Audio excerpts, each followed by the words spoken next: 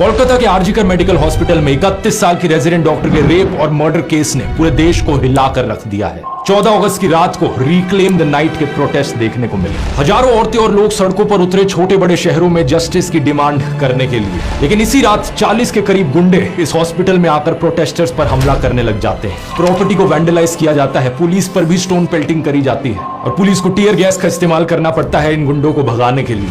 कौन ये लोग थे, किस पार्टी से एफिलिएटेड थे, कोई नहीं जानता अभी। लेकिन वेस्ट बंगाल की चीफ मिनिस्टर ममता बनर्जी पर ब्लेम डाला जा रहा है इस रिपीटेड लॉ एंड ऑर्डर के फेलियर के चलते।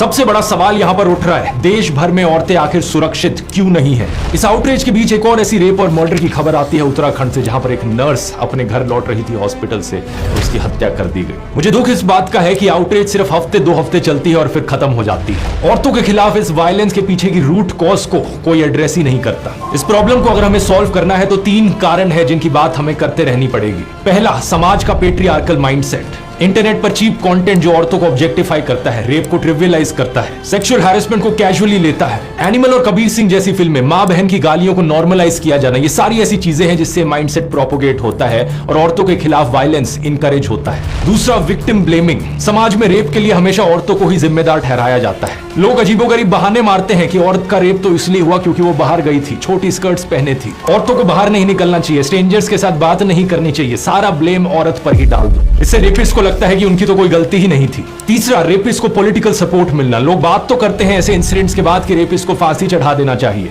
लेकिन असलियत में कॉन्विक्टेड रेपिस्ट के साथ क्या होता है ये देख लो। Convicted rapist Gurmeet Ram Rahim Singh, Haryana elections की वजह से इसे जेल से बाहर का रास्ता दिखाया जाता है। 20 साल की सजा में से इसने 235 दिन तो जेल के बाहर ही बिताए हैं। बिल्किस बानो के बलात्कारियों को मालाएं चढ़ाई जाती हैं, उन्हें संस्कारी बुलाया जाता है। बृजभूषण जैसे नेताओं को ओपनली सपोर्ट किया जाता है और कोई अगर पॉलिटिशियन रेपिस्ट बन गया तो उसके फेवर में रैलियां निकाली जाती हैं। अगर देश को सही में औरतों के लिए सुरक्षित बनाना है तो इन 3 चीजों पर काम करना होगा।